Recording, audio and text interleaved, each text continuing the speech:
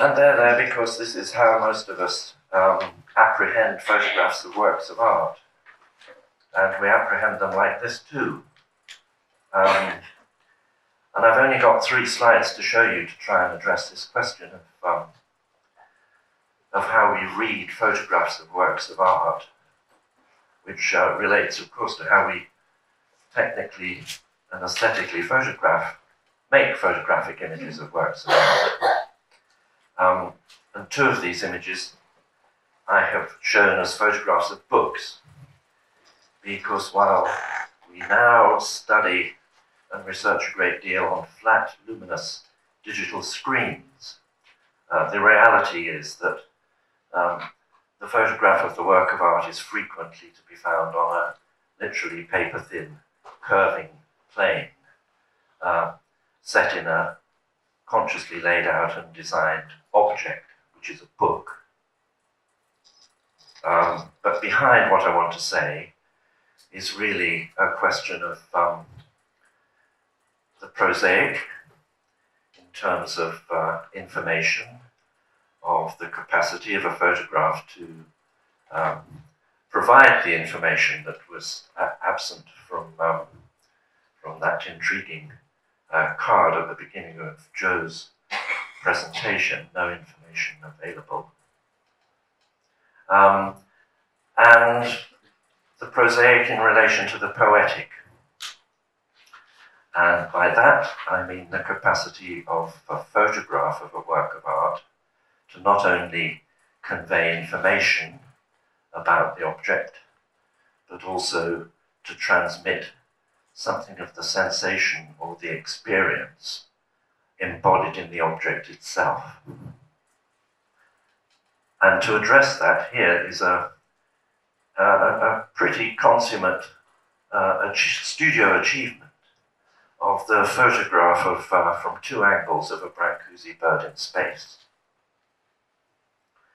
It, I think, is consummate in the sense that it provides a great deal of information about surfaces, materials, and necessary clarity on the part of the photographer for this almost penultimate colour plate in the Tate galleries, in the Tate's Brancusi show a few years ago. And there's a copy of the object of the book here on the table in front of me. And if we can go to the next slide please. Here's another double-page spread. And these, I'm sure you will all recognize, are 2 plates of Brancusi's own photographs of another of his bird in space sculptures. This is a marble as opposed to a polished bronze.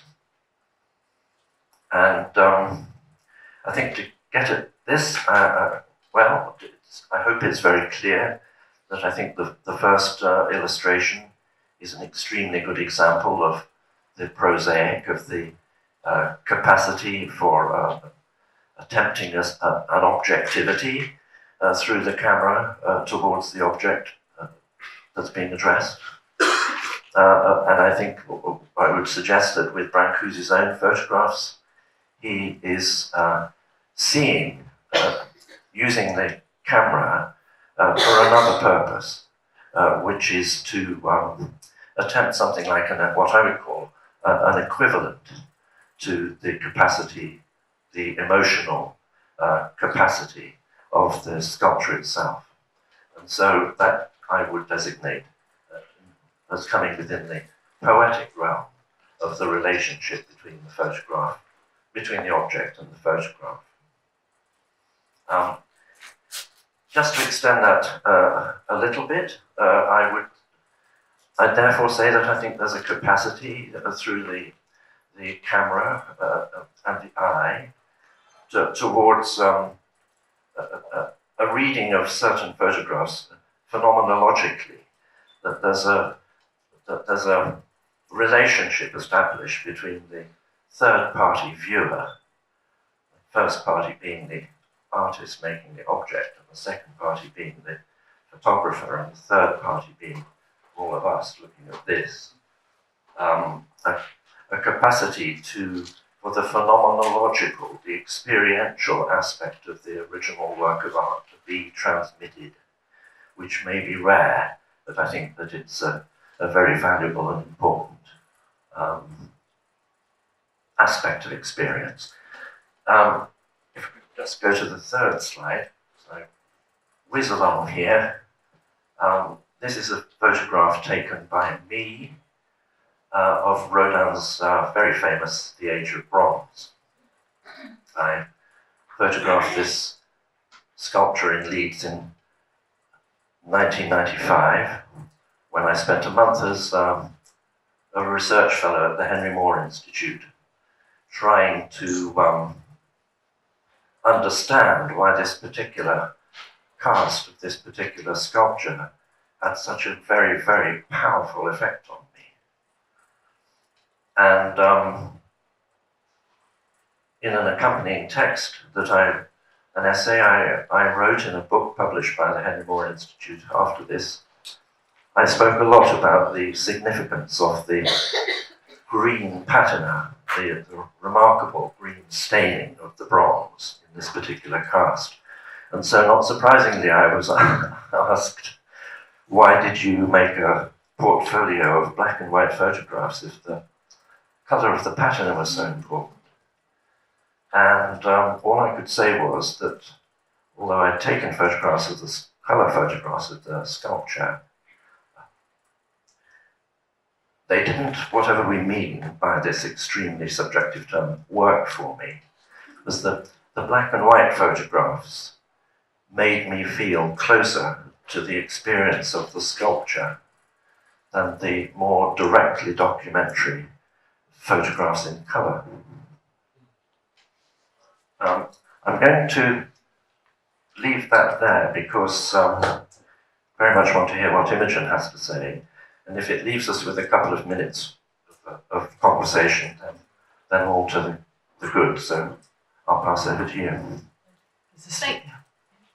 Thank you, David, and I hope we'll pick up those in the questions. But let me introduce Imogen Stidworthy to you, although I'm sure she's very well known to many of you here, with her films and installations which explore the social relationships and how they take shape through words and indeed fail and are unstable and absent.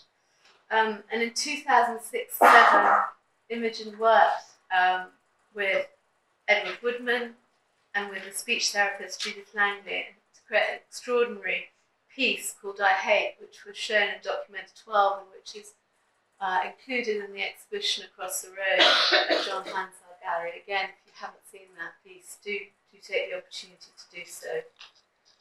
So I wondered, Imogen, if you could talk a little bit about the nature of photographs and images, and particularly perhaps their fragmentary and partial nature. Thank you, Gilane. Could you put that? Yeah. Thank you very much.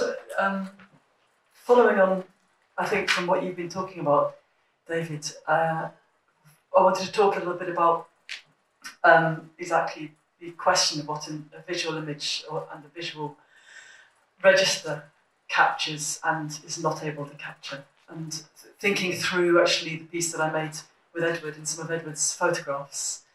And that idea of the poetic, which you talk about in relation to the prosaic,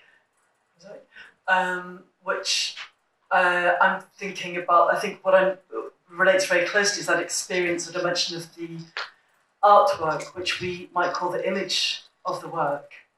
Not an image necessarily in a visual sense, but perhaps what we might refer to as the meaning of the work or the subject of the work. What is it that the artwork produces as an image in an overarching sense, which is very much related to the experience of the work, and perhaps does not coincide with the visual appearance or the physical material of the work, but is evoked through those elements. These are three shots of the installation that I made with Edward and Judith Langley, photographs by Bas Prinsens, the Dutch artist, showing all of the elements of a multi-part piece.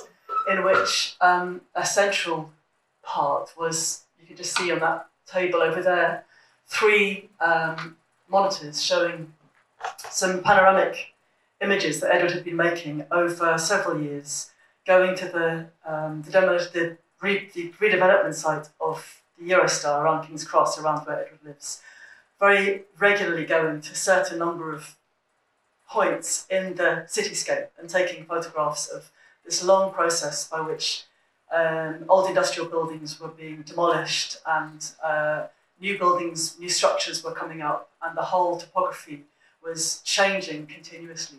So this was really a process of documenting a physical transformation over a long period. Can you go to the next? I came into to work with Edward through Judith. Judith Lang is a speech therapist and was, as the underlying sort of preoccupation of her work has been for many years, very interested in the process of working on speech, the forms and structures of speech, and that very unstable relationship between speech sounds and linguistic concepts. And so over many months I was sitting with Edward and Judith during speech therapy sessions and listening to and watching recording on video and sound. This really concentrated process of exercising speech sounds and working on the forms of those sounds. So, which I started to think of as being a very sculptural process, where the two would be repeating and refining these very subtle, minute sounds. And of course, in doing that, the meanings of those sounds would be flying all over the place, because it takes a tiny adjustment of pronunciation for a word to become, to refer to something quite different. And one of the things that would often come into our conversations, both in the speech therapy situations and just in meeting Edward at his apartment, was his this practice of making these panoramic images. And I started to see a parallel between, on the micro scale, these little tiny sonic and linguistic structures being worked on and changed and adapted and undone and rebuilt, and words being fragmented into phonemes and then put back together again. And what was happening on this vast scale of the redevelopment site. So out of this relation, I started to develop a piece of work in which Edward's photographs had a very important place. So we looked at, through discussions with Edward and looking through all of these panoramas, I think there were about 130, 140 panoramas. We brought them all up to Liverpool, where I live, and picking up on that kind of composite nature of these images, some of which are in a vitrine in the exhibition over the road. They're all made up of small snaps taken with a quite cheap camera, and just photographing in steps across the scene, and then stuck together with sellotape. And I was interested in how these photographs from the previous practice of these very concentrated, focused, carefully framed compositions which Edward has been making, which are in the exhibition. Now these are composite photographs made up of parts or fragments taped together. And I wanted to keep hold of that fragmentary quality and almost a feeling in which, by the sense that what is being photographed is too big to fit within one frame, and this kind of wide panoramic images are trying to kind of embrace these huge cityscapes. So we set up 3 video cameras side by side and laid these 130 or so panoramas in a long sequence and spent a day with Edward filming the cameras in sync, and Edward actually talking about what was on the images. And this, in doing so, as you can see his hands here, they were, as any photographer will do with their photographs, and as we do, either explicitly with our hands or in our heads, whenever we're kind of encountering a photographic image, we're looking at certain details. And here Edward was talking about technical aspects of the photograph, but also what he can see in that landscape, bringing his memories of what had been there, what has been replaced. So the whole intangible dimension of Edward's perception of that place was being performed and embodied and voiced through this commentary and these gestures as we were filming. And for me, that was a way of alluding to that intangible dimension of the image which is in one's mind, of what the photograph itself cannot capture. It can show you the appearance, but often the visual appearance, it's almost as you were suggesting, the more efficient the visual appearance is, the more it seduces and tricks us into thinking that's all that was there. There's a sense in which the visual appearance can almost eclipse our own kind of relationship with that place or that person or that artwork.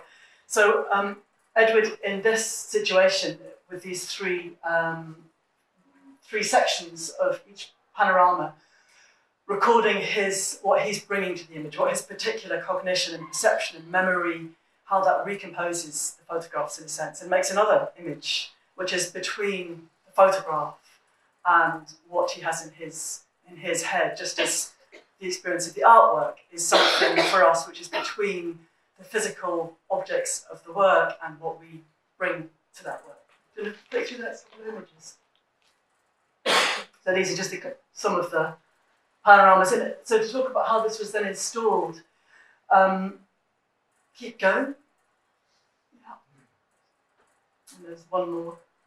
Yeah, so this is my snapshot of how these panoramas were installed in the exhibition on a table roughly the height of the working table in Edward's little darkroom in his apartment. So it's a table for studying, not for displaying the image, but for really studying them.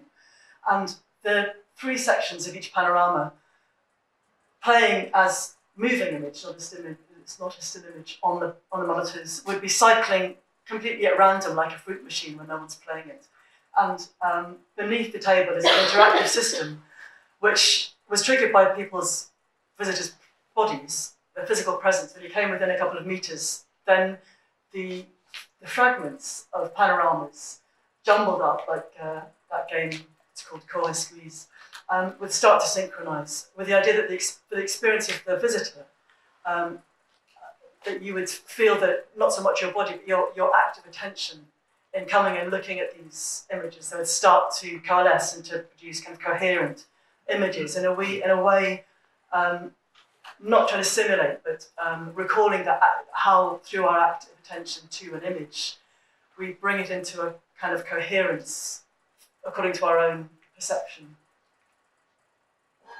And that this was sitting alongside four other elements, in fact. And taking that idea of a kind of space between what can be captured, what can be made tangible, and the image of the art, speaking of an artwork, and where the work is located, and the sense that it's not contained within the image, but is somewhere between the image and our own perception. You can see on the floor plan of that installation, you can't see the sound beams that show how the sound in this installation kind of organises that space as a kind of immaterial architecture among certain physical, sculptural elements. There's Edward's voice in this curved wall here, and this is where you hear his comments on those panoramas. And that voice is sent in a beam of very focused sound across the space, so that when you stand by the panoramas, you hear very close in your ear those descriptions. So the image and the voice is both completely separate, physically across many meters, but it's also brought together in a very intimate way when you take that position. And then the situation in the intimate space of the speech therapy situation is on a video around the corner, up there in the top left-hand corner of the room. And in between is what looks like a video screen here. It is actually a very thick felt acoustic screen which is absorbing and containing some of the sounds of the voices that are kind of washing around the gallery. So in this way of working, of having several elements, each of which have a very particular piece of information, if you like, something which is part of a certain symbolic order, whether it's language, words, or the visual review of information.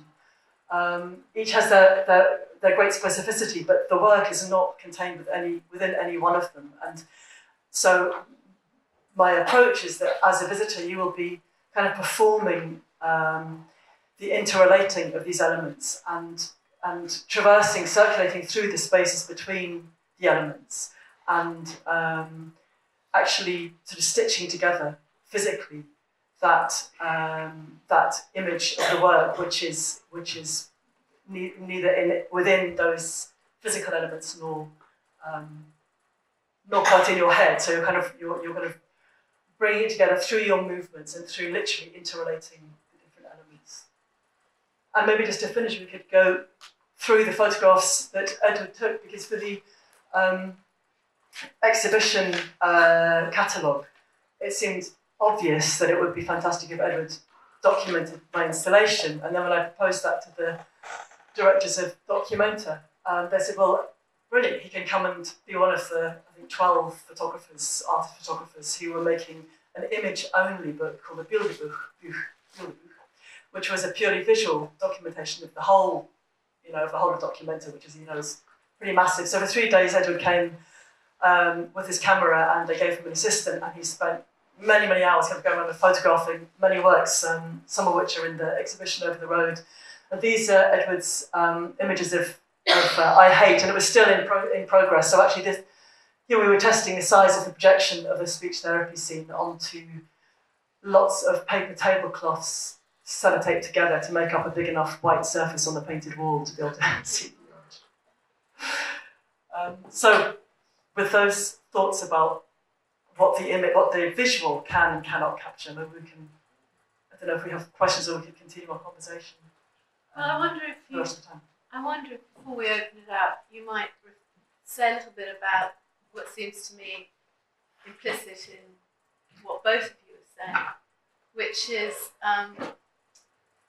the pursuit of something which is always elusive, more so now than ever perhaps, of an idea of truth, and where that is located, what does that have any relevance or import in relation to this question of how the relationship between the image and the artwork? Wow, yeah. Is it working again? Is that working? No.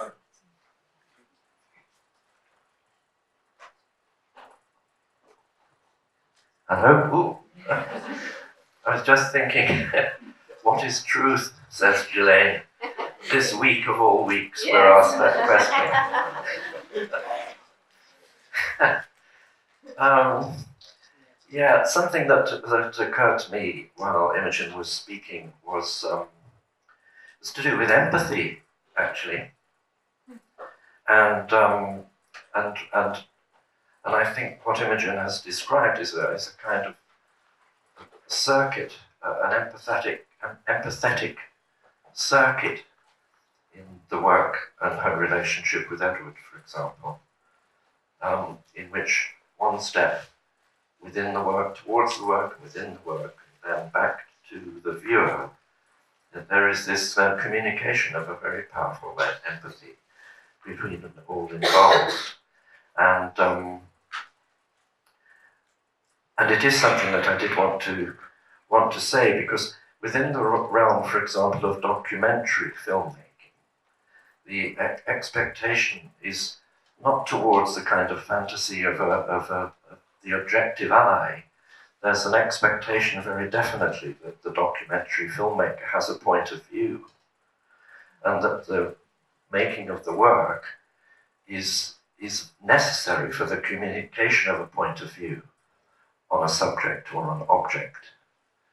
And I think that this is something which is fantastically, powerfully communicated in the exhibition of Edward's work, is that you have a point of view. I think there isn't this notion that one can isolate an object in some sort of objective vacuum. There is people are involved, lives are involved, vital issues of vital importance are involved, and these are communicated in the way that a photographer can, and I think it does, address the work of other artists.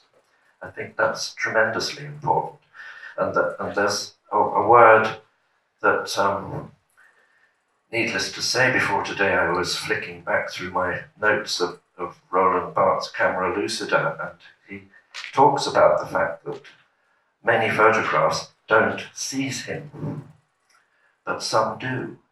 And in translation, there's this wonderful, he uses the word adventure, that he finds adventure in his relationship as a viewer to a photograph that was produced historically remotely, involving people with whom he has no relationship at all. And yet there is the potential through the capacity of photography for the communication of that kind of experience.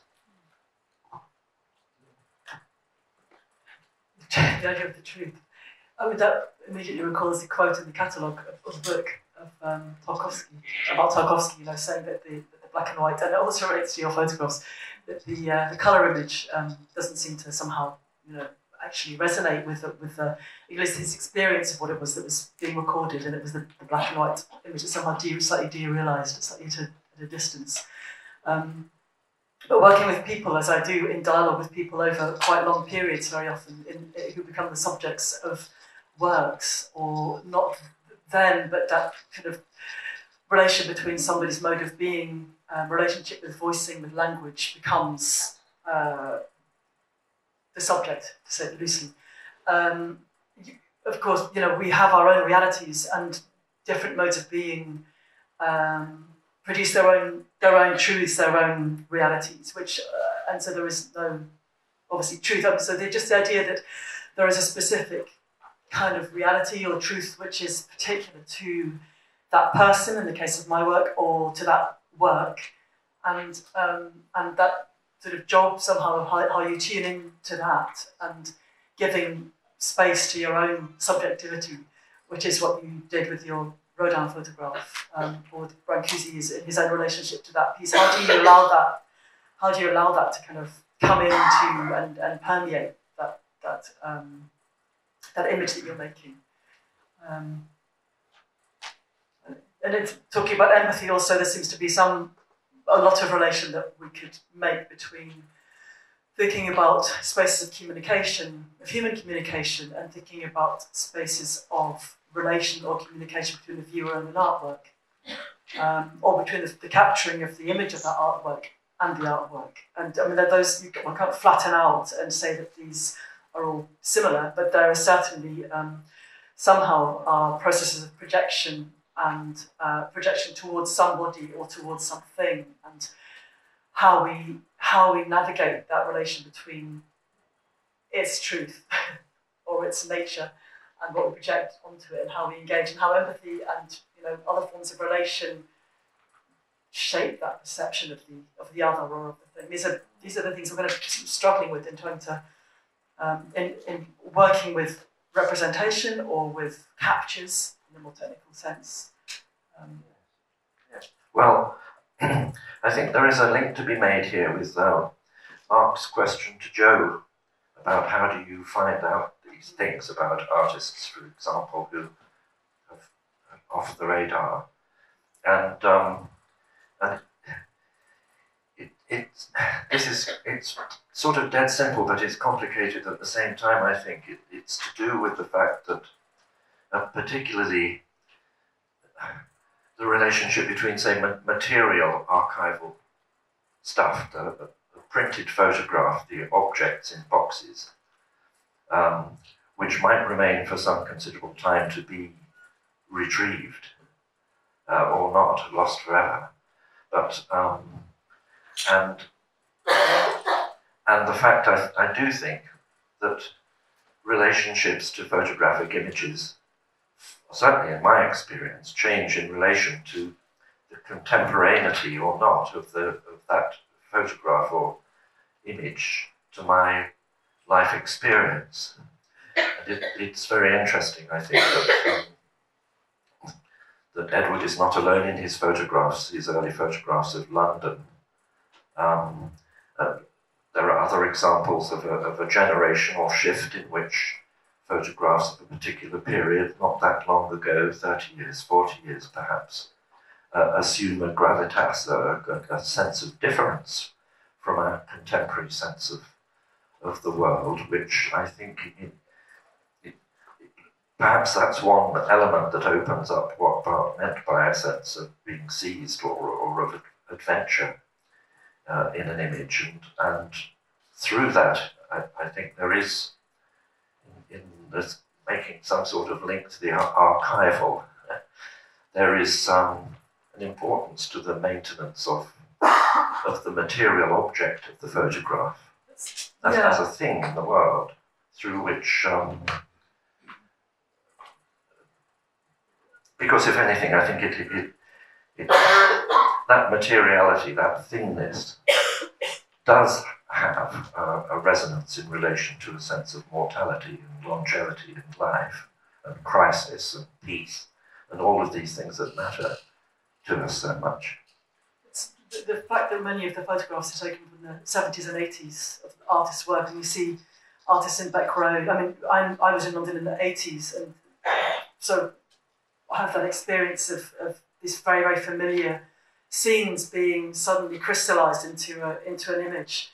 But more broadly, that happens so often, that basic way in which the photograph brings us a certain kind of a distance and crystallises an image, takes it out of the flow and the flux of experience, and kind of confronts you with suddenly being outside something which you might have been in, or you may have been part of the experience. And so how we, that's one of the maybe most fundamental aspects of a photograph. That it gives you that possibility to remove yourself and to have this relationship with your between the interior experience of a place or a person, and then this kind of externalized, distancing, objectifying,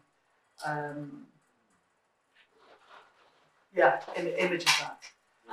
I think on that note, I'm so sorry to stop you there, because you've opened up a whole series of thoughts and questions, which I hope we will pick up again. But can I just say an enormous thank you, Imogen, thank you, David, and we will return to these themes, no doubt, later on today.